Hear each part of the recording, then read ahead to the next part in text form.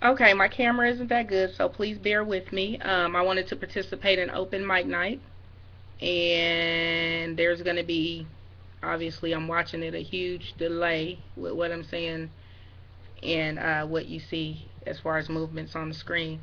However, it's about the message more than anything. So this is a poem, if you want to call it that. It's actually just my thoughts at the end of a relationship.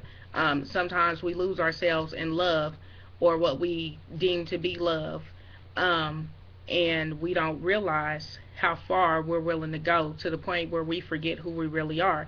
You know, when you get out of a relationship and you don't even know what kind of chips you like because you conformed so much to the person you were with that you started eating what they liked just to please them. And it's strange the way we do all that for another person. There's a message in this that I'm going to share with you at the end. This is called Bridged. It's my thoughts after a terrible relationship went wrong. It says, so when do we stop being us and get wrapped up in this thing called love? The day when you forget who you are because all you remember is who you and him used to be. The moment when you realize that without that significant other, your dreams mean nothing. All because you failed so many times to do something for you and not for y'all. Everything becomes for the sake of us, but only for you. Because to him, there's only one, but not one made up of two. So when did you give up on your dreams or put them on hold? For the sake of never leaving him behind or making him feel small.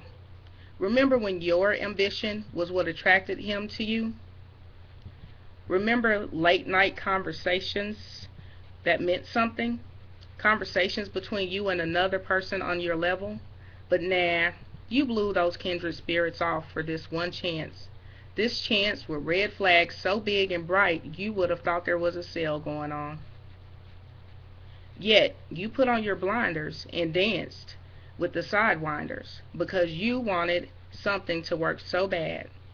Something doomed from the start and you knew it. Still, you threw away everything you had. And now when you see what you have left, you feel lost. You got what you wanted, but it wasn't what you thought it would be. And at what cost? So when did I become a shell of who I used to be? When did I put everything into us and give up on me?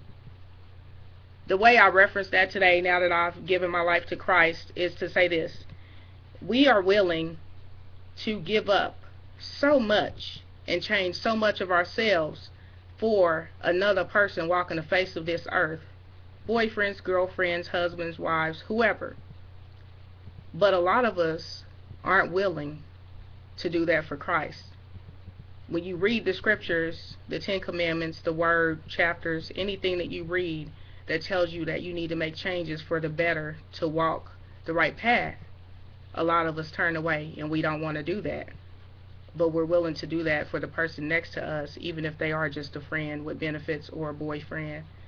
So when I look back at my old poems, and that's a very old poem, when I look back at them, I do see reference in today. I learned lessons. So I hope that anybody that can relate to that or to what I just said takes something out of it, and next time you're willing to make those kind of sacrifices for somebody. And I'm not saying that you shouldn't make sacrifices for your significant other or your mate or your spouse.